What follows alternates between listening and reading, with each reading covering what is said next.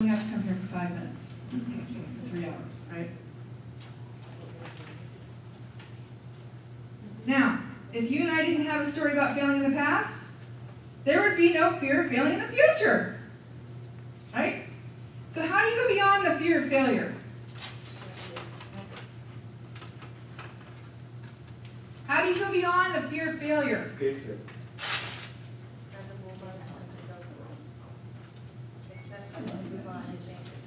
Yes? Great. Stand up. Just say it.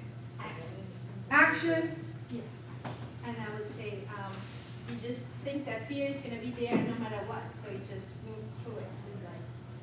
It's like your heart beating or something. So the question is, how do you go beyond the fear of failure? How do you go beyond the fear of failure? Make a choice. Make a choice, go beyond it. I mean, you said, what did you say? Recognize it. Recognize it, Realizing that it's not real. realizing it's not real. When I feel like a failure, and there's extreme sadness, I know in my mind that when I'm feeling that way, that I have to, right now is the time I have to stick in with it, because just on the other side is going to be beautiful. And that's the other side, so that's the fear. I'm sad. This is the time I have to stick with it. And You have to stick with it, okay. Who else? I think it's the identifying where it happened in the past, right? And addressing it Okay. and nullifying whatever you built in your head about it. Yeah. That's it. I'm not agreeing, I'm giving you an opportunity, okay? You ready for the answer? Yes. Are you ready for the answer, Nancy? Okay, I wanted to calm you, we've got a good one. How do you go beyond the fear of failure? Is you can't. You can't go beyond the fear of failure. What you can do is reduce the fear of failure to absurdity. In other words, you take the significance out of failure. Why do we take, why do we do that? Why do we take the significance out of it? You can't fail at something if you have not approached it. So if you haven't even tried it, so you don't know that you're going to fail it. So you have to look at it in that aspect as, yes, this is going to happen. I have this big talk. I got to do it.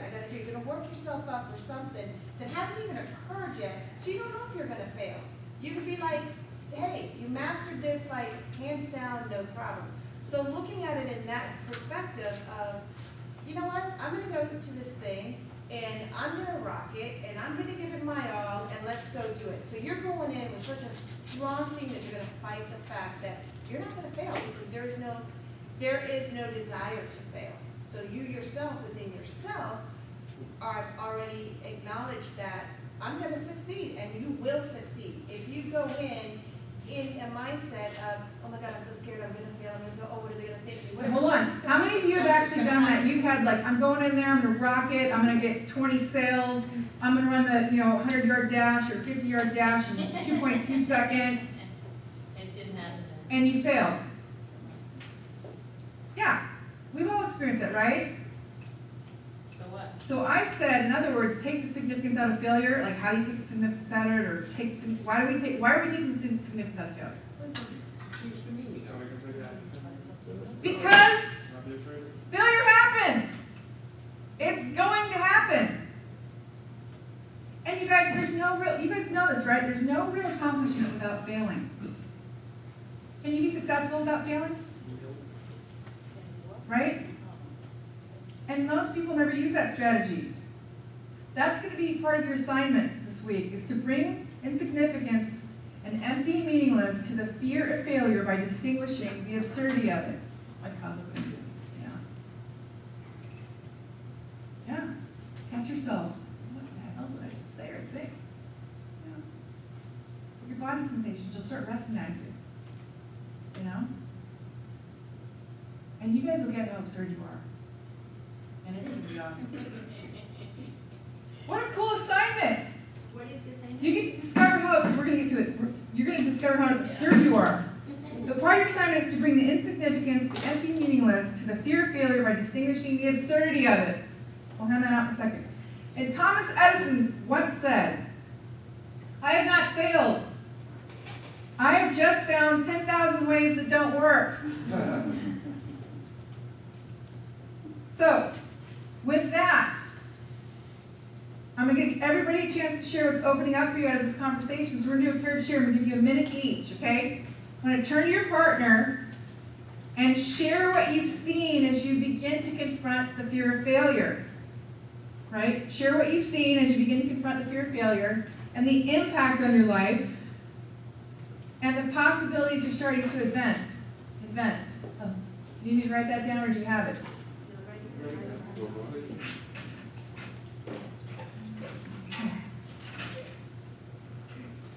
Share what you have seen as you, then I could have had this prepared for you, to confront the fear of failure.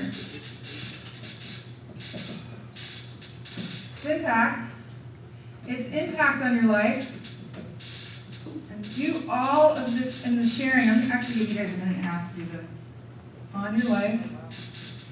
Because I can tell you guys, if you don't get the impact, you're going to keep doing it.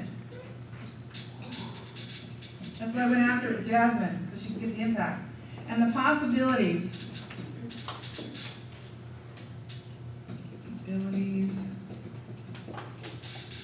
You are starting to event.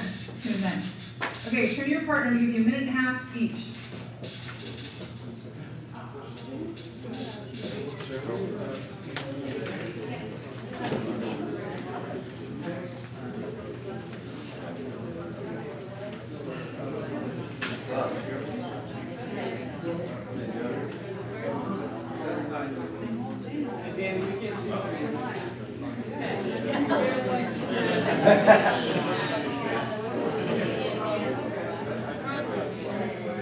That's fine.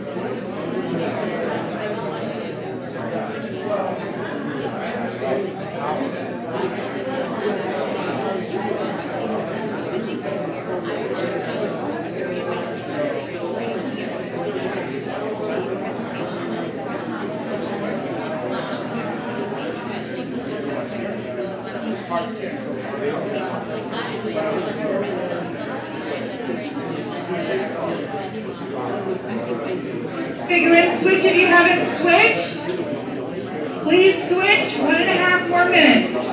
Please switch. 1.5 more minutes.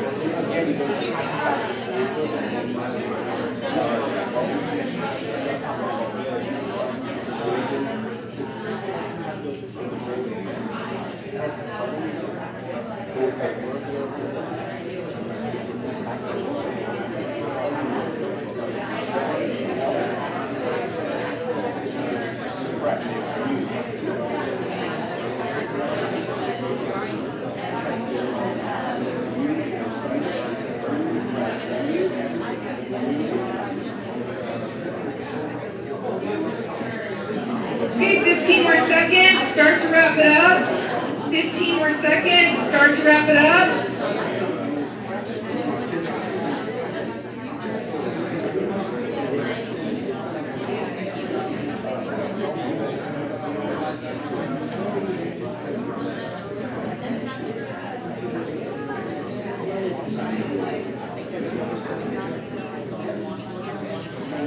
All right, everyone, please acknowledge your partner.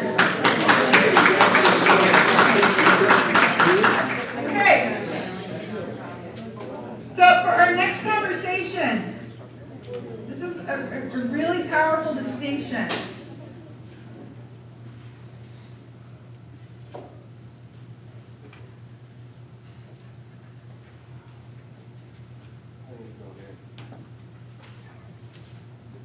Have you listened?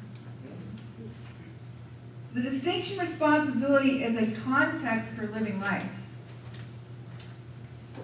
So responsibility, we're all familiar with that word.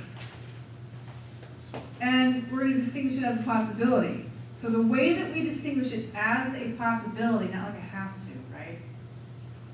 It's really a transformative and empowering distinctions of our work. So when we think of the word responsibility, we think of it inside of the world of blame and fault. Yes? Yeah.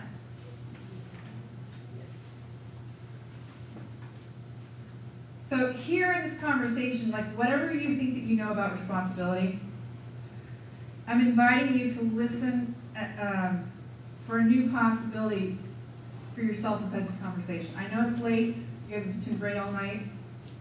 We're going to take a transformed view of responsibility. And it's going to be able to create a line of demarcation of who you're going to be in the future. So they're going to have the production team pass out the assignment. We're not going over the entire assignment right now because we're going to go over the rest of it, but we're going to go over this distinction. It's on your assignment, so they're going to pass it out. And I request that you don't look at it when you first get it, because your mind, you won't be listening. Your mind's going to go right to the paper, and it's going to start reading, and you won't hear anything.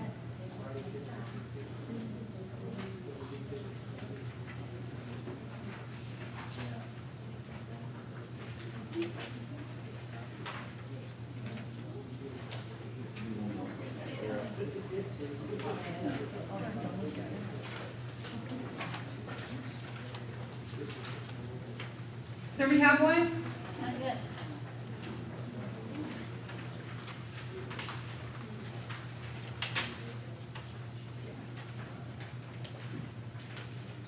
Okay, responsibility. Julie, do you have one? Yeah. So responsibility. I'm going to do, yeah, great. Follow along with me, okay? Word for word. Do you guys know that the brain remembers better if you hear it and read it at the same time? It is, yes. Neuroscience, 40 years of landmark training. Not myself, but that's neuroscience they do. So responsibility.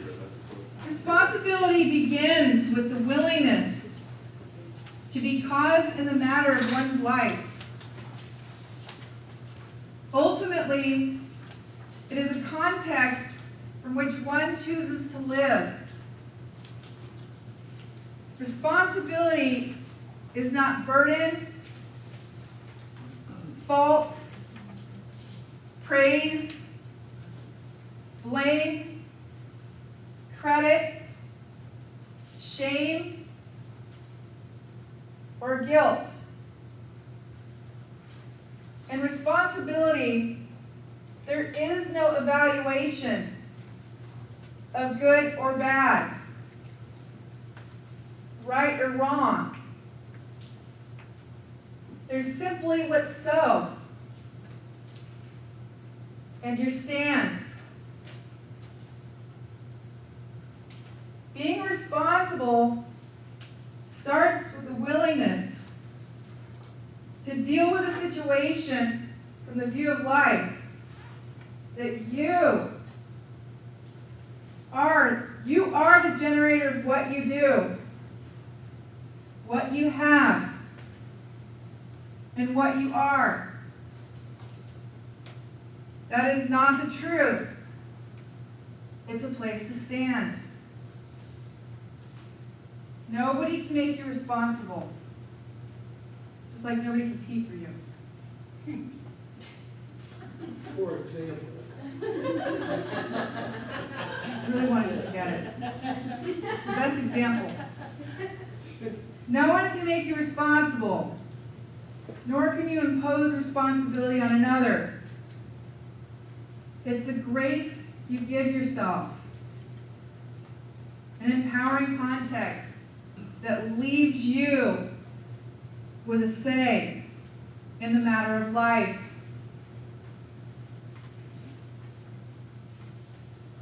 So, we're looking at distinction responsibility as a possibility. So what does it mean when I say, so actually what are you hearing? What do you hear in this? I'm totally confused in the Okay. Who else? You up, stand up? Listen, if you guys don't raise your hands, I'm not going to call on you. I mean, if you don't stand up, I'm not going to have you share. I'm hearing how it's very intertwined with integrity. That it is a grace you give yourself with your word. Is kind of what I'm hearing. Like you can take responsibility for something, but only you can do that. No one can like give it to you. And if you're in a position where you feel like someone's giving you all these responsibilities, you can use your word to like recreate that integrity with your own responsibility. Right. Right, Julie. That's your interpretation, right? Yes. Okay. Who else? What are you hearing? What are you seeing?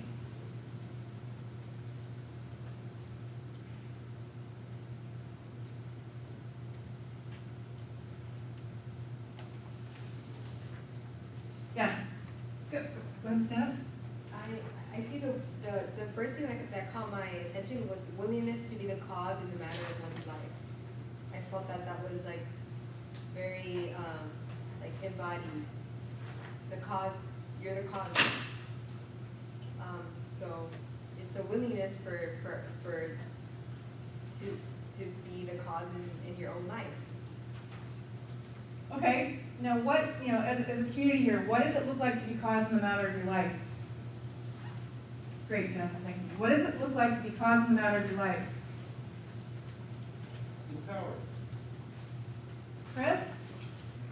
Not have blame, but be responsible for what's going on for yourself and around you, no matter what. Okay, yeah. How would you do that?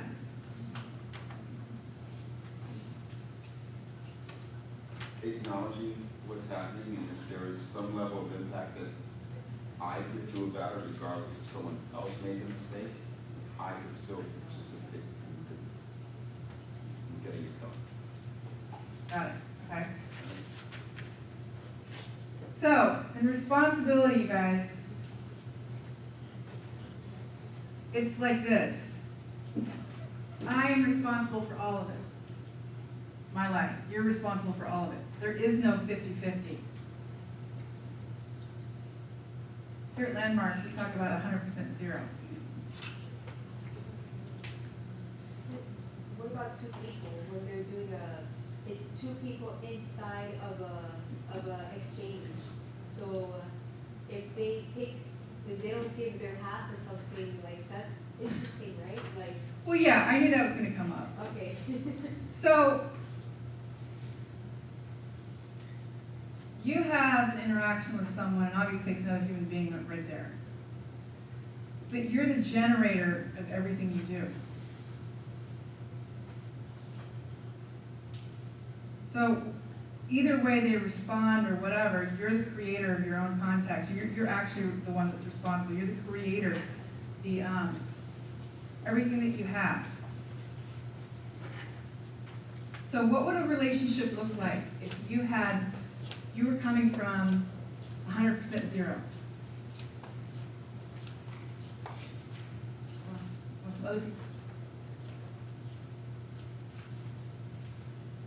Stand, yeah, go ahead, Heather, stand up.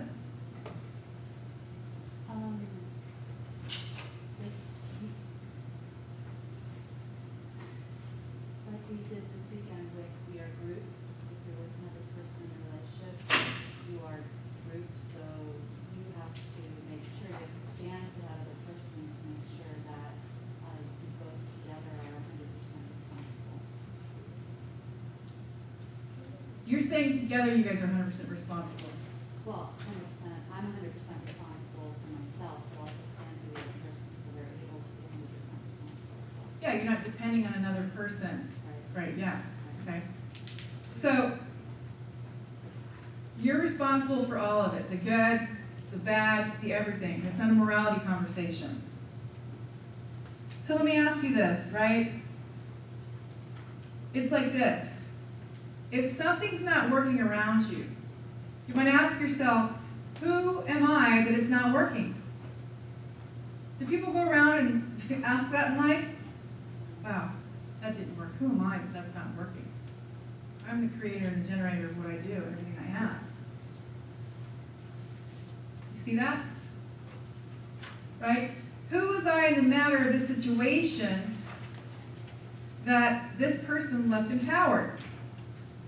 So again, who was I in the matter of this situation that my boyfriend was empowered?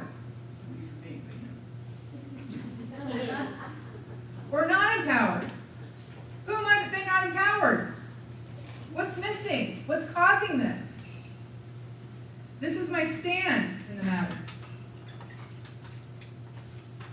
You might ask yourself, what would want this person to want to always be right around me? You want to start looking in your environments. If people start showing up being right around you, well, who's the one being right? People are a mirror of ourselves. Probably because I'm being right myself. I'm going to be causing the matter of this relationship. So, very quickly, my sister and I were not speaking for some time, a year. And I was calling her, I'm on the phone, I'm in the car, I'm texting her, and there's no response, and I text her again, I text her again, I text her again, and I call her again, and I do this over and over again, there's no response, and I'm like, gosh. Finally, she picks up the phone because she's so annoying, she goes, I'm not talking to you anymore, we don't get along, you're not my sister, blah, blah, blah, hang up. I'm like, oh my gosh. And another 4 or 5 months goes by, and then I say, I have a paid trip to Costa Rica, already put the money up, and I'm looking at, Costa Rica, or my sister. It was so incomplete for me. Why am I going to go to Costa Rica and not go see my sister? Why not go get complete with my sister? Right? I'm going to be causing them out of this relationship. I tried calling her, a couple days and, weeks and no answer. So finally I called my mother. Well, let me tell her I'm coming home. So she finds out, she's really upset. And a couple days go by and I call her up. And then she gets up and she's really, really happy. So my stand is to respect and honor my sister. So who in your life are you standing for? It's an opportunity. There's no blame or fault. You're the creator of your universe, right? So, you might have people not wanting to share themselves around you. Who are you that this person's not sharing themselves around you? Who are you being that this person can't share their emotions around you? What is their experience of you? You can and say, I'm not creating the space for her to share herself 100%. This is my deal. This is for me to take on, to create that environment for her. You want to ask yourself, what would it look like to be in a state of grace? Where there's no fault. There's no blame. There's no guilt. What would be possible?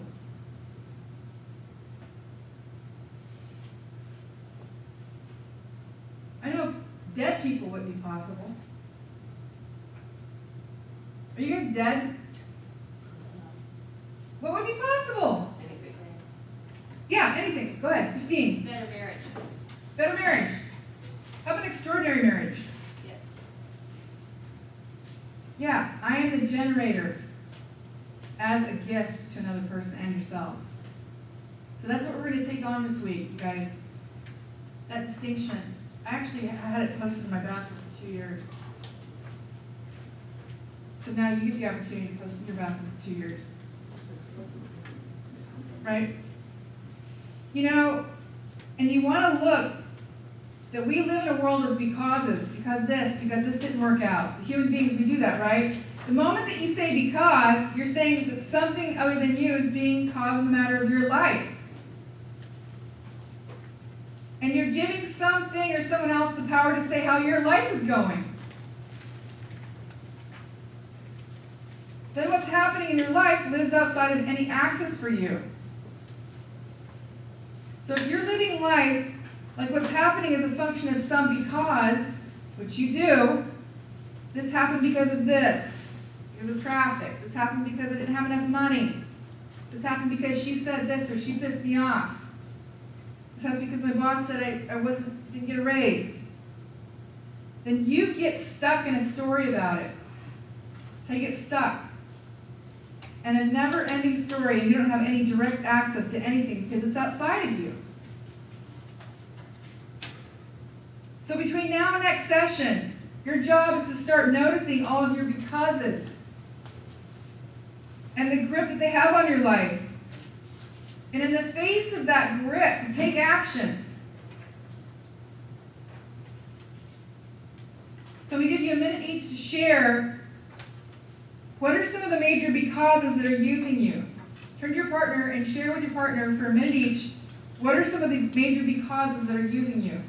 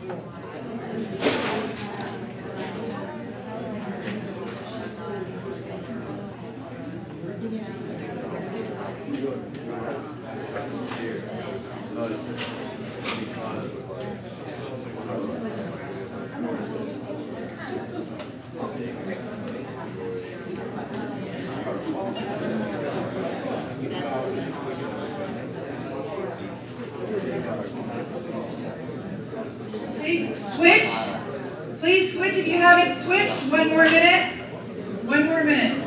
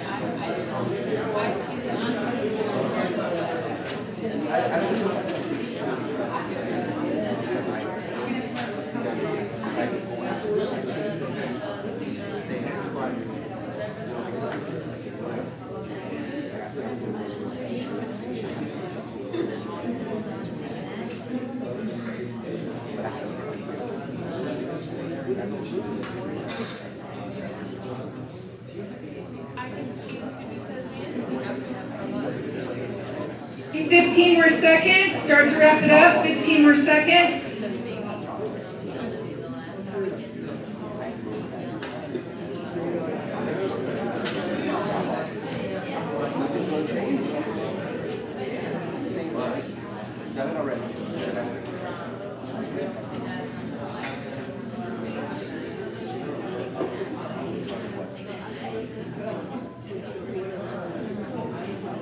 Okay, please acknowledge your partner.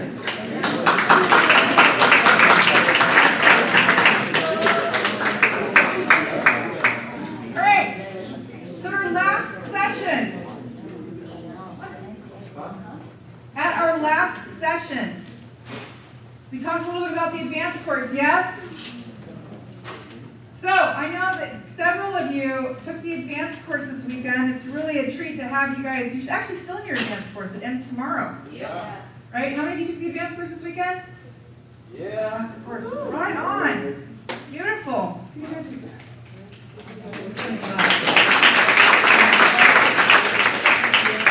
All right, so I want to hear some breakthroughs from you guys real quick. Let's have 3 or 4 people come up and share 1 minute each. What are the breakthroughs you had in the advanced course? What do you want to share? What did you discover? You guys were all jumping up at the beginning of the seminar. Up front? Yeah. Go ahead. Who else? Yes, Clarice. Let's have 2 more people. Who else? Ronnie. Come on, inauthentic fear.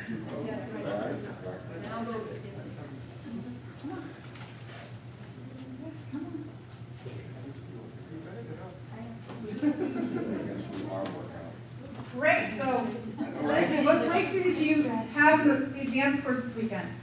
So for me, I really pride myself in being a good friend and a good person. I have more friends than most people do. I collect them, I hoard them, but I will share them. They're good people. I'm also highly independent. And so this weekend what I learned is you know, friends and family, like,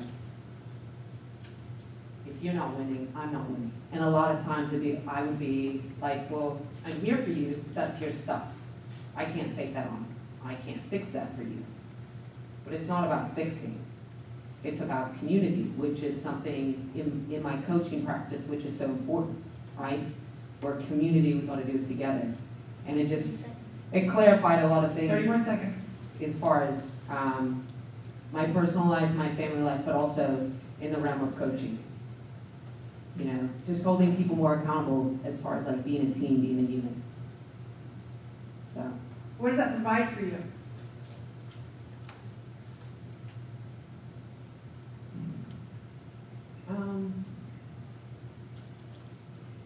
Well, it provides like strength and courage to just like